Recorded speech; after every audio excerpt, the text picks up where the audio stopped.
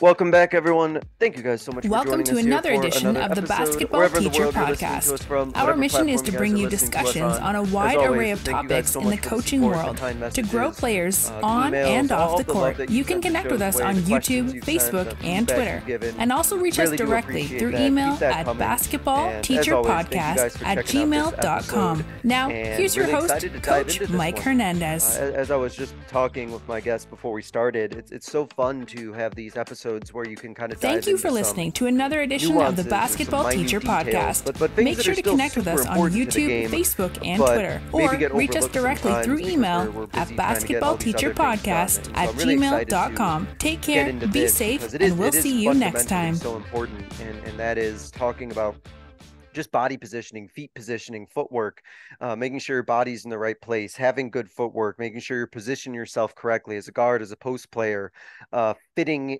in that very crucial fundamental work of making sure your body's in the right place within your offensive or defensive system, I think is just so crucially important and so worth dedicating an episode to. So super excited to get into this and super excited to bring on my guest. He is the Fullerton Union High School varsity assistant boys basketball coach. Very happy to be joined by Coach Jake Rhodes today. Coach, appreciate you coming on, being able to spend some time talking to us. How are things going?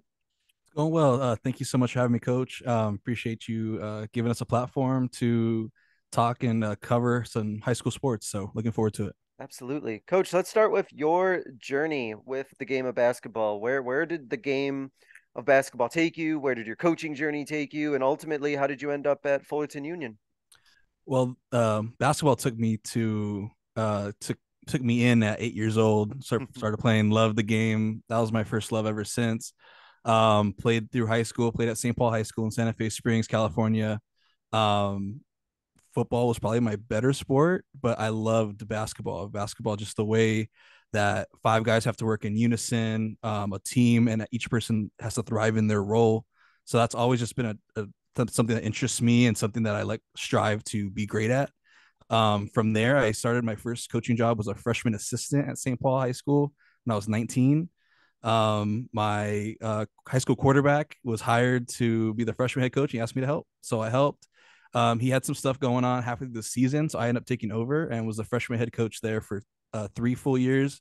Won a couple of league championships at the lower level, and then from there I moved on to Long Beach Wilson, which is in Long Beach, California. Two lower level years coaching there, freshman and sophomore basketball, and that's my first time I actually got some experience being an assistant in the varsity games because our varsity head coach James Boykin wanted all his coaches on staff for varsity games. So that's where I first got my first taste of the difference from lower level to varsity basketball on the coaching side of things. And that led me to Fullerton, where I'm entering my fourth season. I was head coach for JV the last 3 years. That's my first full season as a varsity assistant. And again, this is just like enjoying the challenge of how we scout, how we prepare, the minute details in practice, those jumps that you make from lower level to varsity is what I've really strived and looking forward to continuing to learn this season and beyond. I'm gonna have to pick your brain real quick about being about your experience being a freshman coach because I've been there. I've done that Mm-hmm. before, and it is a very unique position I think to be in. A very Mm-hmm. fulfilling one, but very Mm-hmm. unique position to be in. And I was just curious about what you learned from that coaching experience being at the freshman level specifically that you've kind of used and taken with you as you continued on your coaching journey. I think the number one thing is I've learned from coaching freshman basketball is patience. I don't think I was a very patient guy going into that. But you realize that these young men, you were like that, you're that same age at one point, and those young guys tend to mature a lot from I've noticed in my years from freshman to sophomore year. So at the end of the freshman season, they're really kind of starting to come into their own as young adults and not, little kids anymore. And the mindset shift of being able to help them grow into that role is really important at the freshman level. I feel like that's aside from basketball. That's just like life lesson type stuff right there. Is like molding them into like a good person in society, and that starts at the freshman level, I believe. And then you turn in the X's and O's, and like sometimes some teams you're teaching how to shoot a layup, how to dribble. There's some teams that they're really advanced and that you're able to like challenge them and see how far they can go. But freshmen is such a wide variety of each year of my experience at the freshman level, each team was completely different from one year to the next, Yeah. just depending on how the personnel was and things like that. And you're like their first real like experience as to what like high school's like, high Yep. school basketball's like, and they come in as Mm-hmm. these, sometimes they're ready for high school. Sometimes when I had them, I feel like they're still in sixth grade at some Yep. point, Oh you yeah. know, and Been it's like, there. all right, we got to get you up to speed or let you Yeah. know what it's like. And it's just so crazy to me how you get these freshmen, they come in and then all of a sudden you blink and they're seniors walking down Yep. the podium to graduate. Yep. That's wild. Time flies. Exactly. Before we get into our topic, I did want to talk about a passion of yours that you have, which is making sure that players are well-rounded individuals. So I wanted to ask about how you and the staffs that you've been on, how do you kind of work with your players and teach them to hold themselves to high standards and represent themselves well out in the community? Well, first and foremost, any staff I've been on when this the topic has come up is you gotta lead by example. You can tell a kid something, and you probably have to tell them 100 times, but you show them what it's supposed to look like. You yourself are involved in the community. You yourself are presenting uh, your family and your school in the right way. That's the ticket to being successful, and that's something I was taught by the great Jerron Nelson. If he ever hears this, is my coworker, my fellow lower level coach at Long Beach Wilson, just had taught me so many different things about just the nuances of the game and the nuances of coaching. And his motto was, you have to have the utmost pride for the name on the front of your jersey and the name on the back, which obviously means your school and your last name, which is your family. And for younger guys that are listening to this podcast or coaches that hear this, um, that's those things should be the utmost important. And I know we kind of shy away from that now with, especially I don't know about where other coaches are from, but in California we just have a lot of moving parts, a lot of transferring, where that maybe that loyalty to the school isn't quite what it once was. But if it's in your community, if it's your local public school, like that community should matter, and that name's on your chest. So those are kind of the things that we really preach, and I still preach to this day. Is like pride means that you're doing the best you can to represent you and your school well, and that should be like something at that age that should be really important to these kids. And it's such a interesting time, I think, to be a high school athlete in particular, Mm-hmm. with as kind of like the recruiting Mm-hmm. pressure and social media and everything like that. That I think now more than ever, our players really do need, no guidance. This is Mm-hmm. this is such a overwhelming time. I don't know how I would do in this environment in high school Yeah. if I was a kid now. And I think now more than ever, we really need people to just sort of be in their corner and support them and kind of guide them kind of in this crazy journey of being a teenager in high school athletics right now. And so Right. it sounds like it's just as important for you and your staff, what's happening off the court as it is what's on the court. Right, exactly. I mean, especially in our city of Fullerton, Hmm. California, it's a really big community. The school is the third oldest school, I believe, or fourth in the state of California. So the community itself is just very tight knit. When we went on a CAF run to the finals in 2021, and that really showed how much the community cares about our school. And they started coming out of the woodwork. And you've got people that graduated from the school like 50 years ago coming to games, and like that all that told me is that we really need to project our school well because the people are watching and they care, and you should care about how you're represented. I'm not saying you have to like conform to whatever someone's saying about you or whatever, but you should care how you look for the sake of yourself and your family. Your family should matter to you just as much.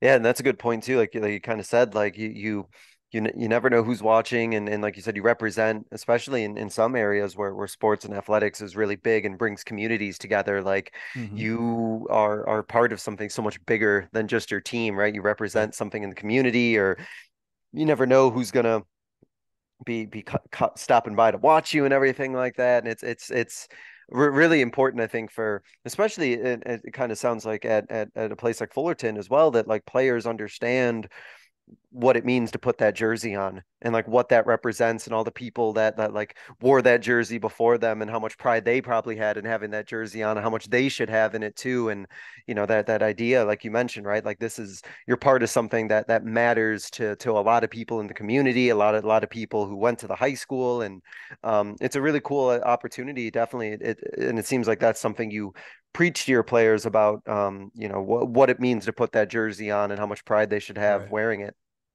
Yeah, That's awesome. 1000%. So as we get into our topic talking about body positioning and feet positioning, I kind of wanted to start with the kind of the diagnostic part of this and ask you about the process of kind of building up a player's body positioning. And so I'll Mhm. start by asking, like, how do you and your staff kind of assess where a player is at with the way that their body positioning is like and their feet positioning is like, and then sort of like build a plan of what they need off of that?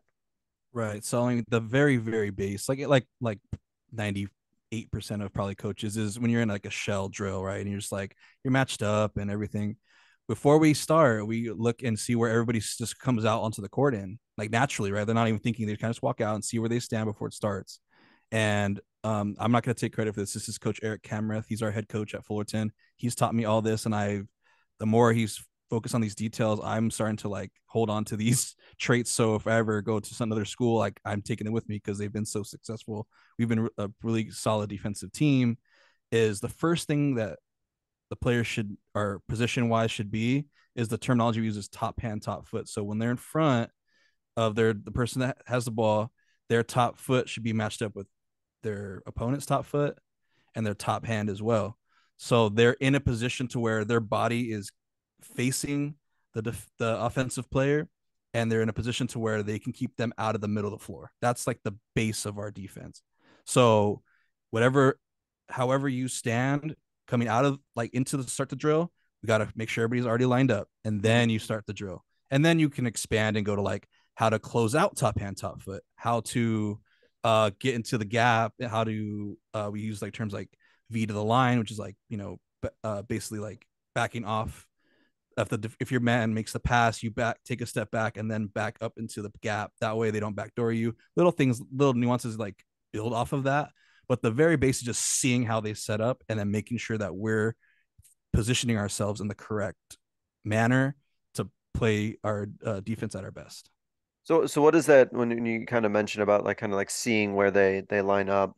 Um, what do you kind of notice from that? If you kind of just from those initial observations, are there any like trends that you've noticed about what players will do in terms of like where they'll line up or where they're set up like initially before they even have any like guidance or coaching to that? Right. A lot of kids will first of all walk out there standing straight up, which is like my pet peeve number one. You got to be in some kind of defensive stance. But number two is I think a lot of coaches are coaching is to force baseline. So they turn their body, so they're angling the person to go baseline, which like if that's what you want to do, that's technically correct. But we feel like if you're doing that, you're also putting yourself in a position to not keep them out of the middle. Like you're forcing them baseline, like say from like the wing. But if they turn the corner on you and don't keep going baseline, now you're on their hip and you're not able to get back in front until it's too late and you foul or whatever the case is. So those things are really important, that you're already straight up with that foot positioning, how we teach it. That way, if they try to go middle, you're able to still stay in front and move your feet laterally instead of trying to get back in front from like the hip if you're forcing a baseline. That seems to be the one thing we're trying to figure out usually early on, or with the young guys, definitely. And so, as you mentioned, you talked about defensive stance, and I know that to everyone listening, if they hear that term, I would assume most coaches probably have a very similar idea in their head as to what that Mm-hmm. means. But I do want to ask specifically your defensive stance. What in when you're teaching your guys about a good defensive stance? I know you mentioned some of it just now, but what goes into a stance that it's going to be effective and you expect your guys at Fullerton to be in?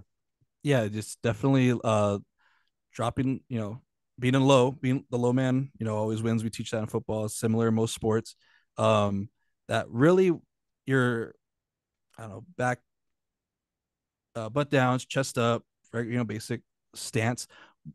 the getting low is important, but for us, what we really preach is the top is your, like I said, your top foot is matched Hmm. up with theirs, and your top hand is up, not down, not your side, and not straight in front of you, up. Because especially at the varsity level, that the way these some of these kids shoot the dang ball nowadays, it's insane. If your hand is down and we're not teaching you to put it up, then they're just going to shoot over the top. And especially this tournament this weekend, we just had with a lot of young guys, we were having our hands down and they're just going to shoot over the top.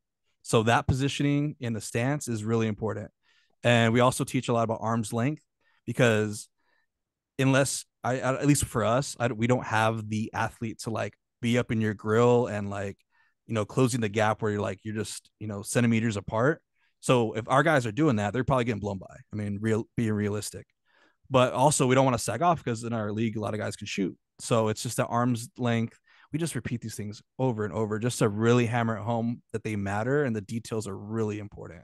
So And those, that goes right into like, just kind of the idea of terminology, right? And just like mm-hmm, words or phrases that you could just say right away, boom, and you say it right right. away, and they know, okay, like hands up, right? Arms length. They Mm-hmm. got it.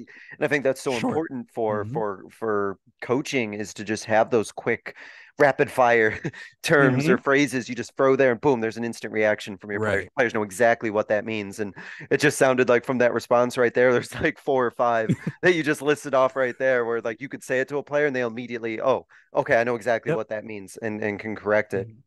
Right, exactly. That's the you just got to simplify it a little bit. You don't want to be throwing out a thousand terms and like, this, and this. Just keep it simple. Even the way Coach Camrith teaches how to guard a ball screen, it's like screen right, screen right. No, he just say right or hedge. Just one word, just simple. And we're either hedge or switch, and just one time. You don't need to blah blah blah blah blah. I'm here. Like it's just wasted energy. So just focus on a couple of keywords you can just use that, like you said, it's just like a natural reaction. The kid hears the word, goes right into it. But that obviously comes with a lot of hours in the gym, a lot of practice, a lot of using the same term over and over and over again. And that's interesting. The idea of how much the game has evolved in your answer kind of made me think about it, about the, keeping the hands up, right? Where I Mm-hmm. thought of even when I was taught, right? You have your hands up for the closeout, but then you can like poof, then you can Yeah. drop after that if you Mm-hmm. don't have the immediate shot. But Right. now it's like if they still got their dribble, they can still shoot. Like you Yeah. keep those hands. If you don't keep those hands up, like gone. Right. Yeah. The minute you put that, or the minute to put that hand down, they'll hitch it right back up and put the shot up. Yeah, It's not like, oh, he put his hand down. I guess I got to move it. Like, oh, he put it down. Okay, I pull it now. I'm green not light. even set, but I'll pull it down. Yeah. And we'll shoot 40 of these things, and if we make 15 of them, we had a good night. Yeah, yeah, no, and that's Yeah, just the difference. well, Difference. evolution of the game, and especially at the high school level. Hmm. Um, when it comes to defensive stance. And again, I'm probably dating myself thinking about some of the things that I used to have done or whatever. I'm thinking of the old traditional like defensive stance, Mm-hmm. foot fire, Mm-hmm. the slide, left, right, foot fire, stop, stance sort of thing.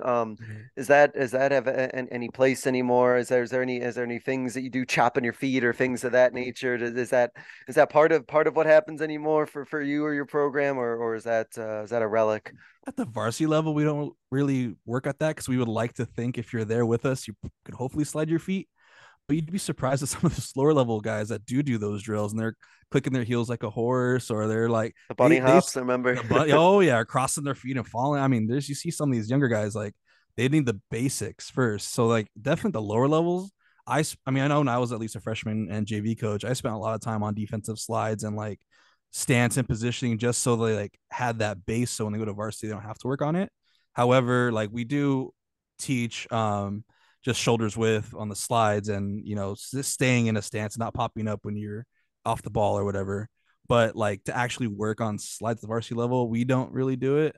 Maybe we should because we need help keeping guys in front. But as of now, uh, we're expecting the lower level guys to do that. So that should be like a freshman thing, I would like to think. Yeah, and it's tough though. I mean, it's one Mm-hmm. of those things where it's like, man, do I got to spend time on this? Yeah, But yeah, you do. yeah, you do. Because You got to keep somebody in front of you. well, yeah, I mean, I remember being in positions where I would, try and go over like man defense when I was even coaching at the freshman level, and I had a lot of assumptions as to what, our girls could do footwork wise, and then try to talk about these man-to-man principles and try and, help side this, that, or whatever. Hmm. And then, these girls get blown by because their footwork is completely Right. not where it needs to be. And it's like, but that's on me because like I made assumptions and I shouldn't have made those Hmm. assumptions. And now like I don't anymore. Like we got if we got to put in a lot of work on footwork and all that, like it is what it is. Right. You got to do it. Yeah. So kind of on the opposite side of offensive footwork, Hmm. I want to talk about the expectations. I want to break this down into kind of like the post versus guards expectations. Sure. So I'll kind of start with post because I think that that's kind of the one that we kind of traditionally think about is post getting the ball and then Hmm. using their feet and making moves or whatever decisions Hmm. they make with the ball in their hands. So I wanted to ask you first about what are your expectations for your post players when they get the ball in terms of the moves and the decisions they make with their footwork? The way I teach it, because I work with our posts at the varsity level now, is I don't need at least for us, we don't have a ton of like back to the basket type guys. So I don't need the 17 move and one package in the post. I just need two or three. We're working on a drop step, working on a jump hook, and maybe we're working on like a face up from this like short corner, one dribble to the basket type move. For me, what I need them footwork wise to be able to master, not just do okay, master, and I preach them all the time, is the ability to jump twice. So I'm a good big man can always jump twice on the same possession, as in the sense that if there's a say you get the offensive rebound, you put it back up and you miss, you got to be able to go back and get it and put it up again. We can't just settle like, oh, I jumped once and now the other guy's gonna out jump me the second time. So you're constantly working on in the weight room, working on explosiveness, working on footwork in the weight room, and with our we have like a we call it like a personal trainer, but like just like a group that like trains in agility and things like that. So they Okay, work on yeah. things of that nature with the guys, especially with our bigger men, just so like they're not like I have a lot of guys that their feet are like cement blocks. Like they do not want to get off. They can only get off the ground maybe once, and I just think that it's really crucial that our bigs are active, and active can be with your arms and also needs to be with your lower half as well. So like post offense wise, yeah, like we do work a little bit on. I mean, I like to teach a good drop step and maybe like a jump hook. But I'm more like the defensive end, rebounding. I think you have to be able to jump multiple times in a possession. So that's what I kind of focus on with them. Um, so a player gets the ball in the post, as you mentioned, not Mm-hmm. doing a whole lot back to the basket, like you Mm-hmm. said, the Yeah, 17, combo moves. How quick would you say a post player has to make it if they're going to make a move? How many, how quick do they get to make that decision before they I better be doing something else? I give him about a second, maybe a second and a half if I trust him. Like you catch chin and check, which is our like terminology. Like get your chin, check it, feel, and if you feel he's on your left, go right. If he's on your right, go left. If not, we're kicking it back out. Hmm. Because we just like we don't have a lot of sets of things going to like posting up. So if I throw in the post and it sits there for 3 seconds, it's either getting stolen or we're getting nothing out of it. So Just I might everything's as well. stalled. Got Yeah. to be a quick decision. You feel, see what you got. You don't got it. Don't force it. Just throw it back out. Let's reset. Let's get into Mm. like another back into our offense. We run the dribble drive, so it's not like a lot of posts in there anyway. But in the past, we'd have we had like my first 2 years at Fullerton, we had a really good 6'6" center, but he had a drop step, and that was probably his only move. But he was really good at it, and he was good able to seal well. So that was kind of his bread and butter back to the basket wise. But yeah, we don't. There's not a lot of time in the post. We're not sitting it keeping it in there for backing it down for like 7 8 dribbles and then trying to go over somebody. We just don't Yeah, have that kind of personnel. I don't think a lot. I don't think much of basketball is that way Yeah, anymore, anyway. So I don't think right. you're on an island. Yeah. You did mention rebounding though. You mentioned about Mm-hmm. defensive positioning. So of course, I'm gonna have to Yep. ask you about Mm-hmm. rebounding, boxing out, all that good stuff. So, Yeah. talk to me about what you teach about getting good positioning on the boards, getting a good rebound. What's the secret, so to speak, or what are the Mm-hmm. teaching points you give to your guys about their positioning for that? The number one thing I tell them is we can't watch. Like we can't just stand there watching, hoping it's going to come to us. We have to go initiate the contact, and that's the beauty of, especially with my bigs, the beauty of being a big is getting to be physical. We're not on the perimeter. we need to go find, use your forearm to check, check where they're at, and then it's you turn around and box out. But it's not just turning around and keeping them there. Your goal is to drive them away from the basket. And if one of our guards could pick it up, better. If not, you drive back and then jump to the rebound, chin it, which keep the ball at your chin, and then look for the outlet. Or if you're one of our like a point forward type, then I mean you can bring it up yourself. But my big thing is that like, we can't just look up and just kind of go get it. No matter how big you are, you need to just box out and chin and squeeze the ball down. It's like this weekend, I'm just like having flashbacks right now. You've got to like a lot of our guys were getting the rebound and bringing it down. That's like my number Oh no, one. I'm getting That's flashbacks. yeah, that's my number one like thing. And I tell them out all the time, and just got to get to know like we have to chin the ball and squeeze it because nowadays a lot of the little guards are sticking around back there trying to poke one out. So you got to like be strong with the ball. So boxing out wise, it's definitely stepping into the man, feel where he's at, and driving him away from the basket. That's kind of like the way I work on it with them. So one of the funniest things we just talked about, that terminology, those 1 or 2 word phrases or words you can just Mm-hmm. throw right out. And I can't tell you the amount of time my girls probably hear me yell the word squeeze at them so much on rebounds because no, it's the exact same. Chin the ball, get it under there, squeeze it, Mm-hmm. outlet, and but it's not something, at least in my experience, there's a couple things, and I'll let you speak to it. It's Mm-hmm. not something that I think a lot of them are taught before they get there. It's not something Right. that they're used to is bringing the ball up high. I think it's Mm-hmm. just not something that they instinctually do. And I don't know if this is guys and girls side or both or either or, but that initiation of contact, I Mm-hmm. think, is something that is takes a while for players to really. I don't know if it's buy into or get, but I Mm-hmm. think there's just that hard wire of shot goes up, looking at the ball, maybe trying to Mm-hmm. like get to somebody, but not finding someone to hit, find someone, right? Like Mm-hmm. I'm like in coach mode right Yeah. now, telling you to Yeah. go find somebody and put Yes. something on there. But it also sounds like that's something you guys face too, of that needing to like really teach that because it's not something that they're gonna naturally do or think to do on their own. Right. You just hit on the head. It's not. I don't think it's just not natural. Like you see the ball go up, and one of two things: either you want to go get it yourself, which is good, but it's not conducive to be getting rebounds every single time because what if it takes a second bounce on the rim? Now you're in the air and you didn't box anybody out, right? Or whatever the case is. So I just think it's really crucial that we make contact, and like I've been preaching, harping on the guys for that. That go. I'd rather us box out, box out, box out and then the ball roll out of bounds or something at this point because I just don't see us making physical contact, and I think that's going to help us down the road. And then another thing too that I noticed as well, especially with the guys coming up, I don't know if this is being taught like when they're younger, but a lot of guys want to get the ball and go, which is depends who you are personnel wise. But when you grab and start dribbling right away, you have no idea who's in front of you. By the time you look up, are you being pressed? Are they set up in something? So now you're in, and then you're picking it up. Now you got a dead ball as opposed to like you said, squeeze the dang thing, look up and see what's there, and then play. So that's a thing that needs to definitely that we've been harping on them for, and we're hoping is cleaned up before the season gets Yeah. going. And I think that is a real big thing to emphasis for coaches listening out there is, man, if for players who they get that rebound or whatever the case, unless there's somebody skilled with the ball. I know for me, if they get the ball and they just start pounding the ball, like that's Mm-hmm. one of the easiest ways to get seated next to me. Mm-hmm. Because well, Oh yeah. like, because You value but the that takes possession. time.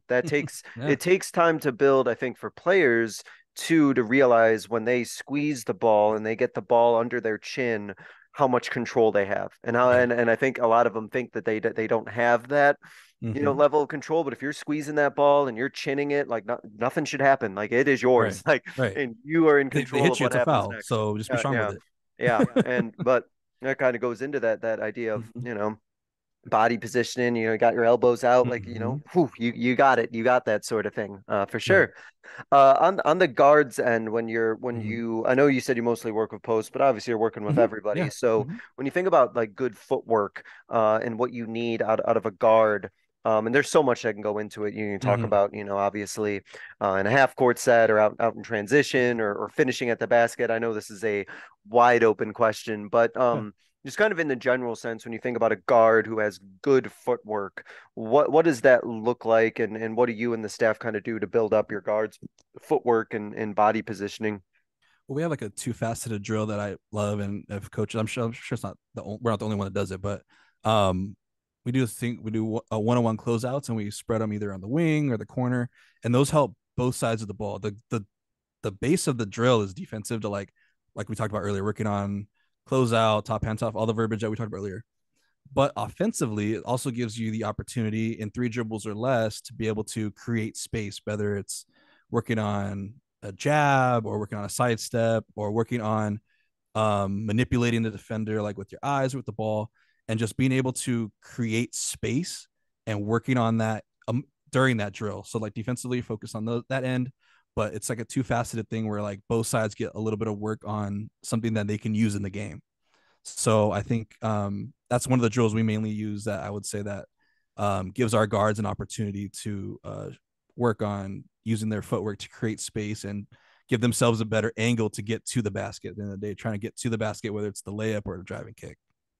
A lot of um, I think work has kind of really been done, especially like recently with just that like initial like step even, or Mm-hmm. that initial like you get it, what's that you know that jab step, or working Mm-hmm. off like your pivot or Mm-hmm. things like that. And it's so fascinating to me, stuff that like I think in some cases for us as coaches can seem so like rudimentary or Mm-hmm. so basic, but I think just working with your guys on that, just an initial, like I said, that initial jab step, or the way that you Mm-hmm. establish your pivot foot or use that pivot Right. foot to get off that first step, like it pays so much dividends. I The, think the that just that work. and the pivot is like I didn't realize how difficult it was for some people to grasp.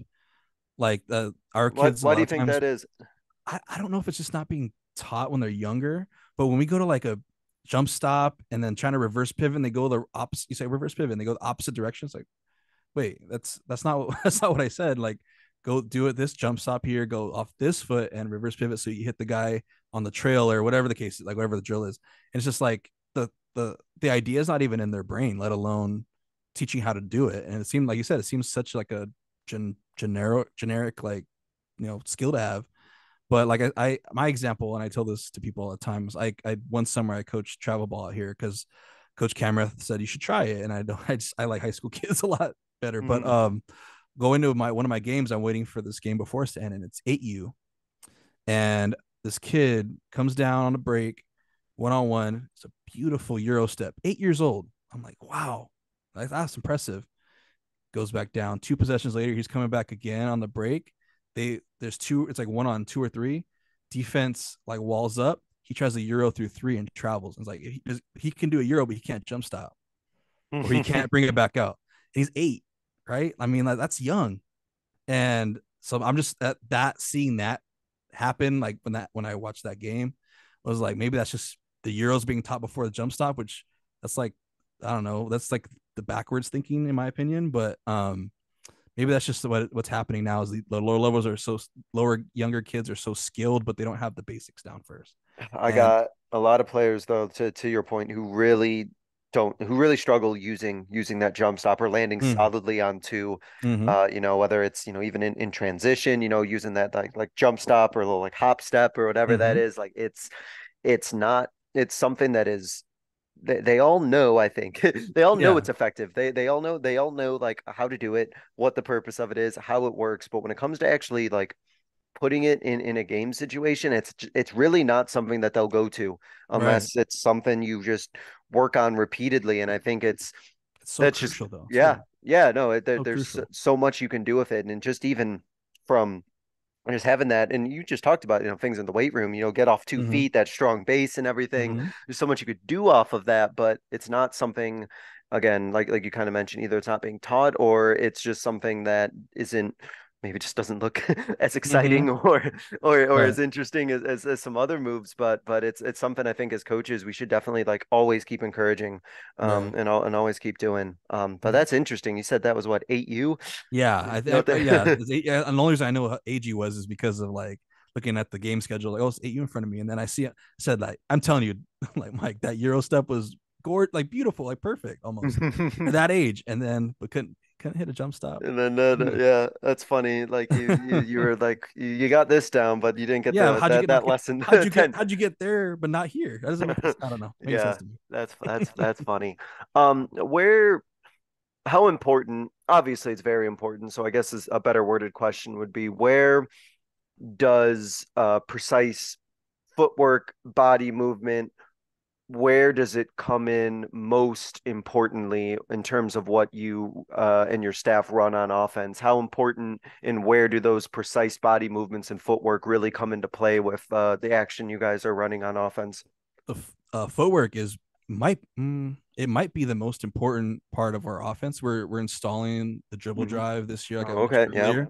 So our guys are having, which it's just the personnel. We don't have, like I said, we don't have a true big. We have a lot of length, but our guys that are like 6'4", 6'5" aren't posts. They're better on the wing and in space.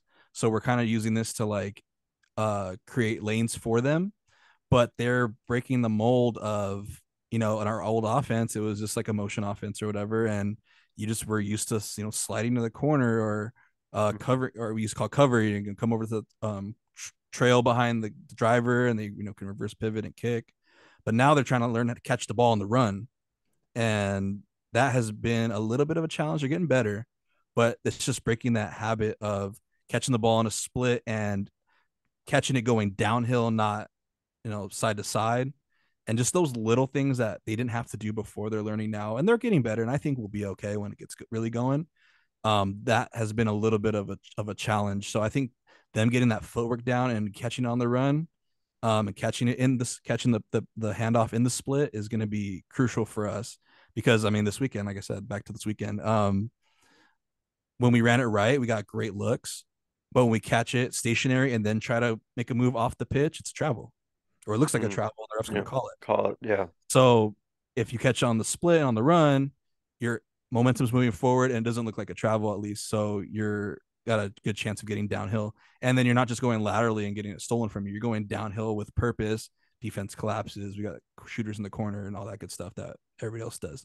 But I think this season in particular, as we're learning this offense, the uh the footwork is going to be crucial, absolutely crucial. What do you think then, as you try to like think as the season starts going, is going to Mhm. have to be either emphasized or worked on in your practices as you're getting this offense going? What are you going to have to be intentional with in terms of how you're teaching and implementing the offense to make sure that the footwork and everything looks right? Well, what we've started to do, and I think we'll be doing the entire season, is we do a lot of shooting stuff before, like early in the practice, and then we obviously do some shooting towards the end with fatigue. Um, and a lot of those shooting drills were, slide and cover and drift and like sliding, for the kick. But I think what we got to do is being able to incorporate those shots into catching it on the run, catching it in that split. So being able to catch off the pitch, and if the defense goes under, you're able to catch, get the footwork down, and get the shot off, or catching it, getting downhill, jump stop, our favorite thing there in the Hmm. paint, and then kick to another guy on the other side. So a lot of our shooting drills will incorporate the footwork side of getting a shot off in this offense. So I think that's probably where the most of the focus will go, I would imagine. And then obviously, as we get the basics of this down, it won't be so vanilla, and it'll be more action and sets out of the formation, basically. And but as we just kind of talked about initially, so important to get that initial Right, just work the in, right? Those base, just the initial bases base. in. You don't want to be Yeah. reteaching that stuff later when you try to move on to, No, the next few steps after. exactly. Yeah, let's put it this way: we have a kind of one set that we use. It's mainly just been dribble, drive, dribble, kick, dribble, handoff, pitch. It's been there's not a whole lot of it's not a whole lot of like creativity right now. And we're still kind of figuring it out. So that's how it goes. It's got to be patient and continue to work at it and don't shy from it. That's really like the most advice I could give on if you're teaching anything new. Yeah, 100%. Especially if it's just you're putting something in new Mhm. and you're letting them be successful and like get the initial parts down. Mm-hmm. And because then I think that confidence then grows for the next actions that you want to put in or the next Right. wrinkles you want to put in. But if they don't see that confidence in just the initial steps, the initial things they're trying to do, Mm-hmm. I don't think you can confidently move Thousand on to percent. anything else. And I don't think they're ready either. Right. No, 1,000%. You're spot on Uh, right there. what about defensively? Is this new defensive system or No, is this going to be running the same? And where no. does that footwork? I mean, it's defense. I know it's important, but where in particular you really emphasizing good footwork and movement on your defense?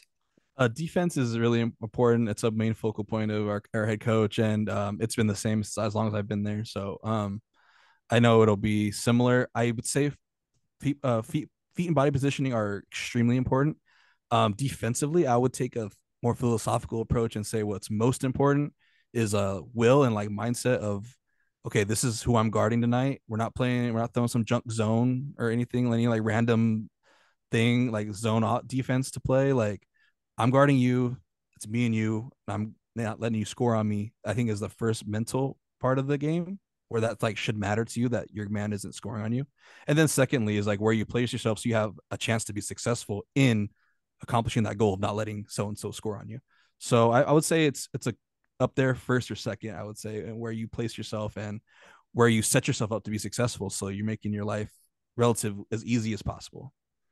Yeah, and have you in your time there, have you added any more has there been any additional like wrinkles or anything that you've kind of refined or done with the defense, or has it kind of stayed exactly or relatively the same in all your years that you've I been mean, there? we're a man defense through and So, through. We yep. do no, we do have a couple of like rotate like we've had a couple of presses like a man press, a run and jump.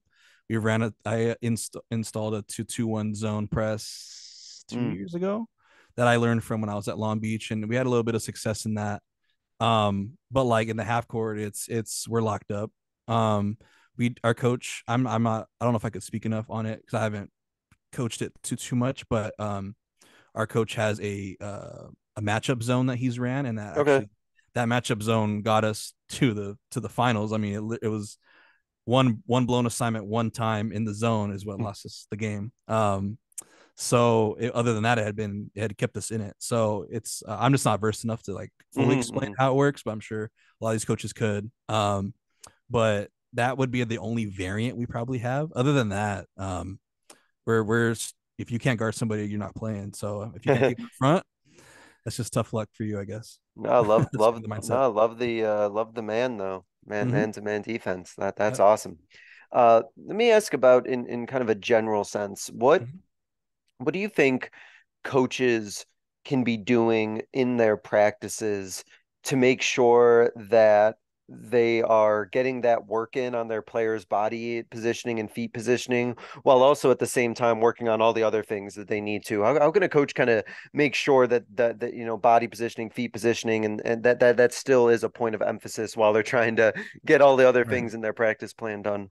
I think timing is important in the season. So like in your fall, in your spring, definitely in your summer is the time to really put your eggs in that basket and focus on those things um, throughout, even if you have to use a whole couple practices to do so. That's the time to really don't be afraid to like, I broke this down like 6 times. They still don't get it. It's important. Break it down again until they can get it down. This is something that you has to become muscle memory and you can rep, like you said, with a keyword and they instantly get to write what you need. So this is the time to do it. Now in season, I know it's hard. You definitely want to incorporate it. Like I said, in some drills that we do, we have like I said, one from the wing. We have a drop drill that teaches how to drop Hmm. positioning wise and drop baseline, and take that pass away. Um, but and then obviously you probably got to do some scout and game plan and stuff like that. So I'd really spend your off season time. This is don't worry about teaching 15 sets in the summer. Like work on have a basic offense and focus on these little minute details because they will pay dividends for you when the games really count in February.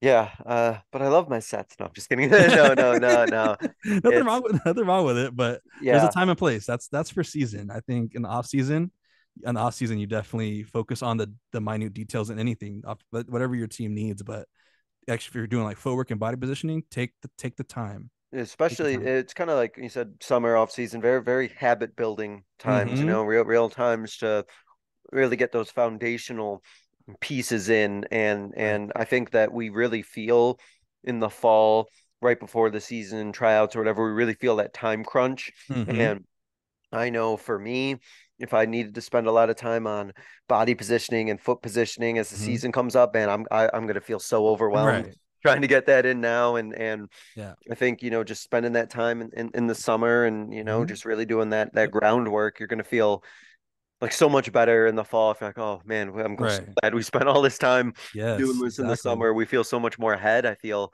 having all that done. Um, Mm-hmm. Now I know because you mentioned it a couple times, I think it ties in pretty nicely to the subject. I want to ask you about what do you and your guys do in the weight room? What do you think is the importance of the weight room for a basketball player, and how does that kind of translate into having good lower body strength, having a good physical presence that you can do all this stuff that we're talking about? Right. So I think what I've learned, especially now that I've been at Fullerton, we have, like I said, this great like team that works on agility and like and body strength and things of that nature. So for me, like when I used to like freshman coach take the freshmen to the weight room for basketball, doing football lifts was a huge mistake. That's all I knew. I didn't Hmm. know, I would go from football to basketball, so I never did the basketball workouts. So I didn't know any different. I go to Fullerton and it's a lot of lighter weight. It's a lot of fast twitch type training, a lot of using bands both for shoulders and for legs, plyo boxes, all those types of things that you don't need to be pushing 2 plates on the bench. Like, that's not going to do you any good for basketball. No one wants a stiff. Like, you need to be physical. You need to be physical and strong, but you need to be flexible as well. So a lot of our workouts include like, uh, I mean, we go like a lot of squats, but like lightweight. A lot of, like I said, the plyo boxes, and we have like these like medicine balls and these I don't know what they're called, but they're like a little ball that has like a little bit of it's not fully stable, and you have to do like footwork, like toe taps off of it or like side lunges off of it. It's just like things that like activate and strengthen your ankles and hopefully your knees and your hamstrings. That way you're able to be explosive on the court. It's interesting to kind of hear you talk about. I think that there's sometimes a misconception, like, oh, it's a male athlete or whatever. Weight room is Right. weight room. Like, put them in the weight room. Mm-hmm. Have them, just do the bench press all the time, or Pump iron. I mean, yeah. it's not like Eh, it's not conducive for basketball. I mean, it can help, but it's not the best solution. It's doable, but it's not the best solution. Football, you need to have that on so you don't get hurt. Basketball, you need to be able to be able to jump high and be able to move quickly and move quickly laterally. So I think that's where those differences lie. Yeah, and with that, and I want to get kind of your thoughts on this. I think that I know I've over the past few years, I've really tried to put a lot of intentional focus on um kind of like stretching and the way that legs Mm-hmm. and focusing on the legs and calves and feet and ankles. And I think I've had to do a lot more work on that the recent years because I just really have gotten very frustrated for my players in terms of like lower body injuries, Mm-hmm. knee issues, ankle issues, foot issues. And I don't know if it's kind of something you've noticed as well, Yeah. but I know that No, for that's had to sure. be something I've really had to emphasize. And I Mm-hmm. think, just doing stuff in the weight room that targets, Mm-hmm. building up that lower body Right. along with whatever it is that you're doing as your stretching routine or getting your players going. Because Mm-hmm. I don't know about you, but our players, man, those lower body things, Linger. yeah, they linger, and they're just Mm-hmm. something they're always dealing with. And it sounds like it's kind of unfortunately something you have the same. Yeah. Yeah, I'd agree. I mean, we're really adamant about like the stretching that you like. We carve out time for practice to make sure that they get a good stretch, things that activate those muscles. We give them time to roll out before practice. That doesn't count as practice time. Like, you need to get in and roll out, see the trainer. But like I said, the thing about that agility like training group is that they have they're contracted to do all the sports, but they know what sport comes at what time, and their workouts are based on what's good for that type of athlete. So those things are really helpful in, like you said, Hmm. like activating the strengthening their ankles and activating their hamstrings and their quads and like little things like that that'll help them on the court and hopefully make them stronger in those areas. That team that helps us with that at our school has been really crucial in improving hopefully the health, and hopefully that shows up when we play the 28 game schedule this year. 28 games. Whew. Yeah. Yeah. Whew. That is It's a lot. I don't know how many tournaments either you got in there Yeah, too, it's but three. We'll be near you actually. We're going to Cactus High School in around after Christmas, and it says I think it's in Glendale or Phoenix, I believe. Glendale Cactus Cobras. Yes. Yeah. I Yeah. Our coach is from Arizona, so he's familiar. I'm all along for the ride and hopefully try and get some wins. You're just showing up. Hey, Yeah, you yep. know what? There are worse places to be in December than Arizona. I feel Yeah, like a that's what lot he of people said. like coming by here. Yeah, That's what he no. said. Yeah, we get a lot of tournaments that are come our way nationally in December, and Hmm. it's always fun for me to check Hmm. those out. That's really cool. That's awesome. Yeah. Couple more things here Hmm. before we wrap up that I just wanted to get your thoughts on. I'm curious Yeah. about, and one of them is you talked about post work, right? And you're Hmm. doing work with the post work, and I'm curious about post work defensively. I Hmm. don't know how much you see in terms of back to the basket players, but obviously player or coaches are going to throw the ball in the post at some point. And Hmm. I'm curious about how much emphasis or how much work do you work on in terms of like post defense, body positioning, and footwork, or what you expect out of your guys there on the low block or guarding the post. Yeah. I mean, I spend more time definitely in the summer on those things. Hmm. Now, if we have a matchup and we scout and there's a guy, like we'll spend some time during those couple of practices for that game. But the way I preach to them, and I think I don't know if it comes back from my football background, is about the lower half, the lower man usually wins. Now, I'm not saying like get underneath a 6'10" guy because you're probably gonna get just shot over. But by when I say that, I mean use your lower half, use a forearm, don't extend, but just keep him in the keep it in the middle and try your best to drive him using your legs, not your arm, and keeping him off the block, out of his spots that he's comfortable in. So I feel like you you match fire with fire is like they're feeling for where you're at. You're telling them where you are, but you're trying to drive them away from the spot that they want and keep them off their spot. So I know like when you're talking to post on offense, you're just like, do you work early? Get to where your spot on the floor and those things of that nature. Hmm. Defense is trying to counter that. You're trying to keep him away from where he wants to go and put him, 6 feet or 6 inches off the block or 8 inches, whatever it is. So he's not catching it where he can just turn around and go. So it's just I think it's a lot about using your lower half, and especially our centers are, if you want to call him that, our forward that's a like only bruiser we have, if you want to call it that. He's like 6 foot. So I mean he's a Oh, little, really? yeah. The 6'5" guys don't want to be down there, but he's 6 foot and he'll bang and he's our best rebounder. 6 foot, promise you. Um and he just knows how to use his leverage and you know, plays that to his advantage, especially when he's outmatched, and he's outmatched a lot. So that's kind of I kind of use the physicality approach. I don't like I said the football background, but I don't think you I've been taught and seen where you don't make contacts so they can't feel where you're at, I guess. But I feel like you're just letting them, okay, they're now they're gonna catch. And if it's like a 7-8 inch height advantage, it's over. As soon as they catch it, you're done. So you gotta get, if they catch it where they want it, you're done. So you've got to get them off that spot. That's kind of like the process I go through when I'm working with them in the summer. Well, it's kind of I guess the mentality, right? Of like if you don't either you make contact or contact will be made with Mm-hmm. you, sort of Mm-hmm. thing. And Mm-hmm. which side of the coin would you rather be on? Right. Would you rather be the one like who has to react, or would you rather be like proactive? And Mm-hmm. I get the sense that the 6 foot guy you were talking about, he's probably pretty proactive. Yes. He's He's just you can take out the pro too. He's just active. He's always around the ball. Like that, I love coaching that kid. He's a hard worker. He doesn't have a whole lot of basketball experience, but he's worked his way up to varsity. So I mean he's doing a great job, and he's a good character kid too. But just the you got yeah. I mean I was in my experience I was a 6'2" post as well. My high school I was the tallest guy on our team, but I was kind of similar in that way, a little heavier, a little more physical, and that's what I had to use to my advantage.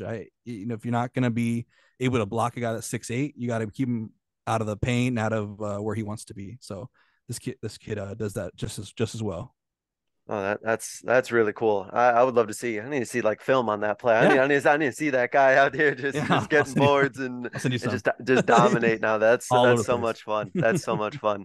Um, Hmm. last question before we hit our concluding segment, and this is Hmm. kind of in general in terms of advice. If you Hmm. kind of knowing what you know now about everything you know about body positioning, footwork, things of that nature, um if you were to give advice to a coach who's maybe taken over a program for the first time and maybe hasn't really considered a lot about, like that sort of thing, what would you tell a coach would be maybe the number one thing they should either maybe look at or work on or just kind of pay attention to when it comes to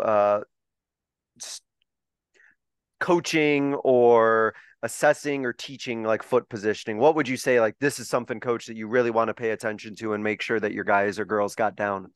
You want to, I think the number one thing is where you put your foot in your hand is number one, top hand, top foot thing that we've been talking Mm-hmm. about all show.